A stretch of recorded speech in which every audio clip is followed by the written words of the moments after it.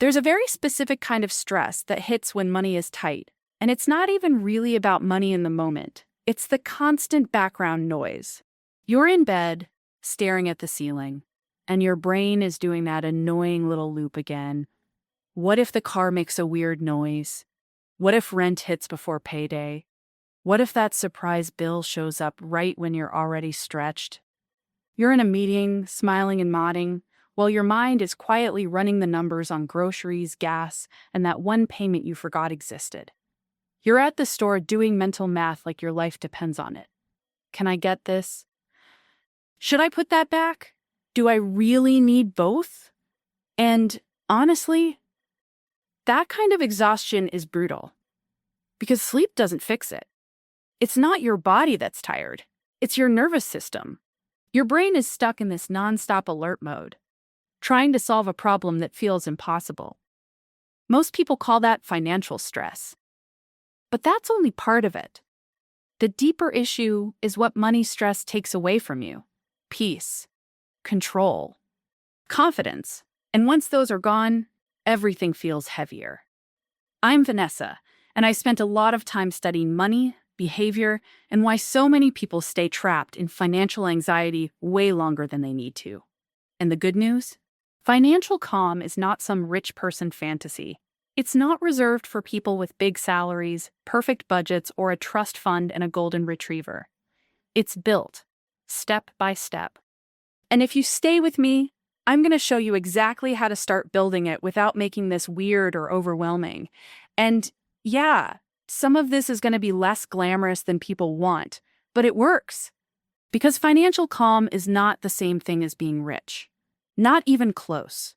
A person can make six figures and still panic every time the market dips, every time layoffs get mentioned, every time their account balance drops a little lower than expected. They can still be checking prices in the checkout line like they're in a survival movie. On the flip side, I've seen people making $40,000 or $50,000 a year who sleep just fine because they've built a system that gives them breathing room. That's the difference. Financial calm is the feeling of knowing that if life gets weird tomorrow, you won't instantly fall apart.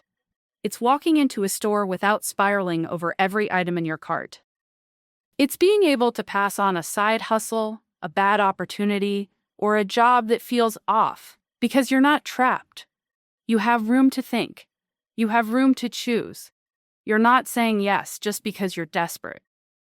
And oof, that changes everything. The first piece is what I call a calm buffer. Most people think the first move is making more money. Nope. First, you need a little insulation between you and chaos. A calm buffer is basically an emergency fund. But I like the phrase because it tells the truth about what it does. It doesn't just protect your finances. It protects your brain. Even having $1,000 set aside changes how you move through the world. Is it life-changing in some dramatic movie montage way? Not by itself, but psychologically, huge. That money represents options. It means when your car needs a repair, you don't have to go into full panic mode. You don't have to slap it on a high-interest card and pray. You don't have to call someone and feel embarrassed while asking for help. You just handle it. Annoying? Yes. A catastrophe? No. That's a completely different mental state. And when that buffer grows to about 3 months of living expenses, something even bigger happens. Your brain starts getting the message that you are not in immediate danger. You're not one bad week away from everything collapsing. That's a major shift, because when people are living paycheck to paycheck, their brains are usually stuck in survival mode. Every decision gets filtered through fear. Stay in the job, don't rock the boat, don't take a risk, don't try anything new. Don't breathe too deeply. Once you've got a few months of expenses saved, you're no longer making every choice like your life is on fire. You can think past the next bill. That's when calm starts to become real. The second piece is control. And this is where people get weird, because they think control means obsessing over every single purchase like a little financial gremlin with a spreadsheet obsession. That's not control. That's just stress with better formatting. Real control is knowing where your money is actually going. A lot of people have no clue. They check their account and think, wait, where did it all go? Is it food? Was it Amazon? Was it takeout? Was it those subscriptions quietly draining their account like tiny little vampires? The point is, money disappears when you're not paying attention to it. And then people assume they're just bad with money, when really, they've never been shown the leak. So here's the move. Track your spending for a month. Not to shame yourself, not to make yourself feel guilty, just to see the truth. Because once you see the truth, you can make decisions. Maybe you discover you're paying for things you forgot existed. Maybe you're dropping way more than you realized on convenience, random snacks, ride shares, or little impulse buys that seemed harmless in the moment. Maybe you find out some of your spending is actually worth it to you, and some of it is just noise. Great! Now you're choosing. You're not wandering around financially blind anymore. That's what control looks like, and control creates calm. When you know where your money is going, you stop feeling like it's happening to you. You become the one deciding. The third piece is getting rid of the debt that keeps you stuck. And let me be super clear here. Not all debt is equal. A mortgage on a house you can reasonably afford is not the same thing as a credit card balance sitting there at 22% interest, quietly eating your future for breakfast. Student loans that helped you build income potential are not the same as random personal debt from a trip you took years ago and barely remember. The real peace killer is high-interest debt, especially credit card debt. Credit card debt is sneaky. It feels manageable right up until it isn't. You charge something now, tell yourself you'll deal with it later, and then interest starts stacking. A purchase that seems small can turn into something way uglier over time. You make minimum payments, but the balance barely moves. It's like trying to drain a bathtub with the faucet still running. That is not just a money problem. That is a mental health problem. Because when you carry high-interest debt, it sits in the back of your mind all the time. Every new expense feels loaded. Every paycheck gets pre-allocated before you even touch it. Every day, you keep that balance around. Interest is taking another bite out of your money. People who finally pay off their cards often describe it like a physical weight coming off their chest. And yeah, that makes sense, because it is a weight. Once it's gone, you can actually exhale. The fourth piece is building confidence through small wins. And this one matters more than people realize.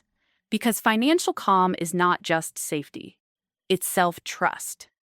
A lot of people feel powerless with money. They get paid, bills autopay, they survive, repeat. And they tell themselves that's just adulthood. But it doesn't have to stay that way. Every time you do something hard and see it pay off, you prove to yourself that you're capable. You save your first $1,000? That's a win. You pay off one credit card? That's a win. You cancel the random stuff you never use and suddenly have extra cash each month? Also a win. Those wins stack. And once they start stacking, your whole identity around money changes. You stop feeling like the person who just gets dragged around by life. You become the person who can actually handle things. And that confidence spills everywhere. You negotiate differently at work. You're less likely to panic and accept the first bad offer because you know you have options. You show up in relationships with less financial tension hanging over everything. You think more clearly in general because you've proven to yourself that you can follow through. That's huge. Seriously huge. The fifth piece is understanding that money peace is psychological as much as it is mathematical. A lot of financial advice acts like the numbers are the whole story. Save this percentage, invest in that thing, optimize here, max out that. And sure, math matters. Of course it does. But behavior matters more. Because your beliefs drive your behavior, and your behavior drives your results. If you see money as something that disappears the second you get it, you're going to spend like you're trying to outrun scarcity. If you think saving means deprivation, you'll avoid it. If investing feels confusing or scary, you'll put it off forever. And then you stay stuck. But people who build calm tend to think differently. They see money as a tool. Saving is not punishment, it's power. Investing isn't some elite game. It's a way to buy future freedom. That mindset changes the actions you take. and those actions change your life. Here's where it gets really interesting. Once you have a little calm, a little control, and a few wins under your belt, your brain starts opening up. You stop being locked in survival mode, and suddenly growth becomes possible. You start noticing ways to earn more that you would have ignored before. Maybe it's asking for a raise. Maybe it's picking up freelance work. Maybe it's turning a skill into income. Maybe it's looking at your career and realizing you do not have to stay exactly where you are. Without a small foundation, those moves feel terrifying. With a foundation, they start to feel smart. You also start making better decisions in general because you're not choosing from panic. You're choosing from intention. And intention is powerful. It changes the kind of job you take, the kind of risks you accept, the kind of future you build. And here's the part a lot of people miss. Financial calm is closer than you think. You do not need to be wealthy. You do not need to be a genius investor. You do not need some perfect money personality. You need a sequence. First, stop the bleeding by attacking high-interest debt. Then, build your calm buffer. Then start tracking where your money goes so it stops leaking in the dark.